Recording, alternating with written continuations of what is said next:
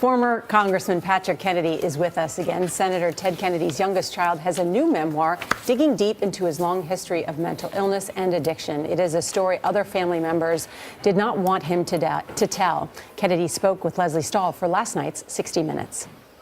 I am an addict. I'll always be an addict, but I'm an addict in recovery. I count my days. It's one day at a time. Is it hard? Oh, yeah. Every day? Every day. Some days more than others, but today's a good day. Patrick Kennedy's new memoir is A Common Struggle. Welcome back. Thanks, Nora. I want to continue this conversation. Your brother, Ted Kennedy Jr., has come out with a statement saying he's heartbroken that you have chosen to write what is an inaccurate and unfair portrayal of our family. What's your reaction to his statement? So I told this story about my life, which I can't separate from my family's life, because it's important that we, all of us, break the silence and the shame surrounding these issues. Now, I don't pretend that it's going to be easy, and as you've seen, it definitely provokes a reaction, and that's what most people are fearful of when they speak out, is they're worried about breaking the family code. They're worried about being disloyal.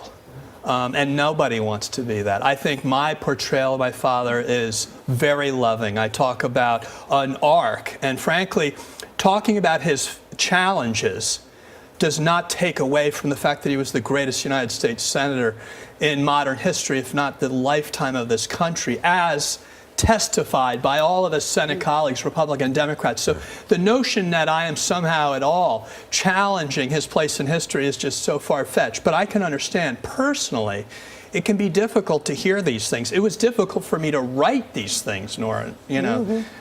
Irreparable damage, or something that can be cured by time, split in the family? No, I think time.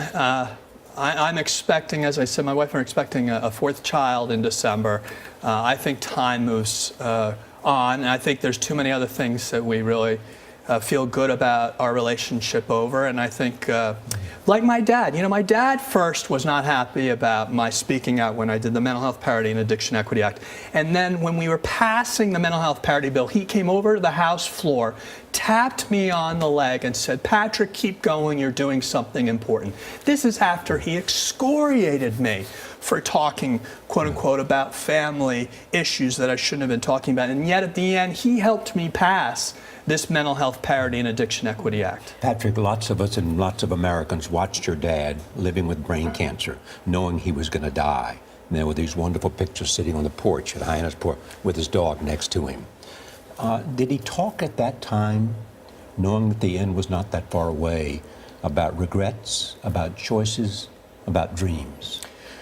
Well, he shared something really personal to me, and that's what he said to me, "Patrick, I hope you don't feel like you have to run for office to be okay." I mean, that's as profound as it gets from my family. I mean, Charlie, not for nothing. When it's okay for you not to run for office and still be okay, well, that's breaking the sound barrier. Well, but a lot of members of the family have chosen not to run for office. No, that's very true. Have pulled away from politics, as you know. But about his own life. I mean, here was this man considered by many to be the greatest United States senator, thought about the presidency, had Chappaquiddick, had lived with the agony of his brother's death. That's right.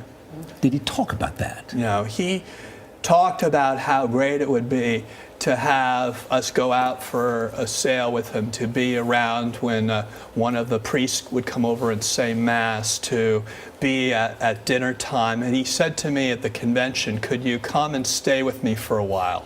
Wow. And I knew that I'd be cutting into my time in Congress. He said, "I'd just like to have you around."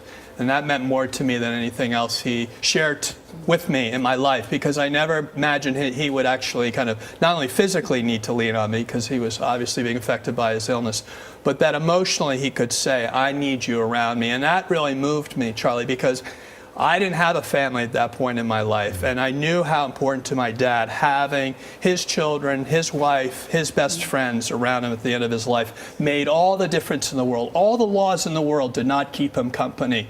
Knowing all the celebrities in the world did not fill his soul. At the end of his days, it was having his family and friends around him that made all the difference. Patrick, you wrote this book with Stephen Fried, not only to just to break a family secret or a code or whatever. You write it because there's some real legislative issues at stake with the Mental Health Parity Act. Explain what that is about, how it may even be harder to get the care that people want. So the law prohibits higher copays, deductibles, or premiums charged for mental illnesses as compared to other physical illnesses, cancer, diabetes, cardiovascular disease. What we need to do is make sure we monitor how insurance companies limit care through utilization management. That's the secret, disguise of how do we keep people from getting the treatment they need. And when they still do that, and they know they can do that because we're not going to stand up to the insurance companies because we feel so ashamed to have these illnesses to begin with.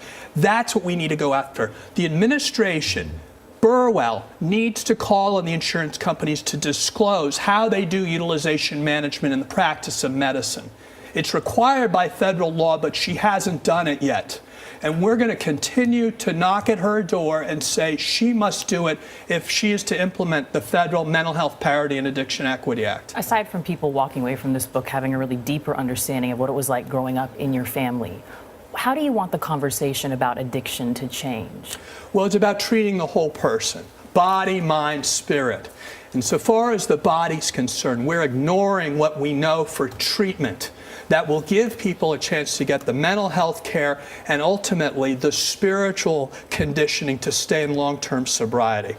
But when health care refuses to reimburse adequate stays for eating disorders and all other kinds of addictions, substance abuse and alcoholism, we're doing a disservice to ourselves because we're all paying for this illness.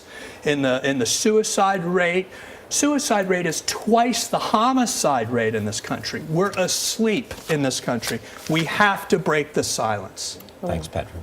Thank you. Patrick. Great to see you. Thank you.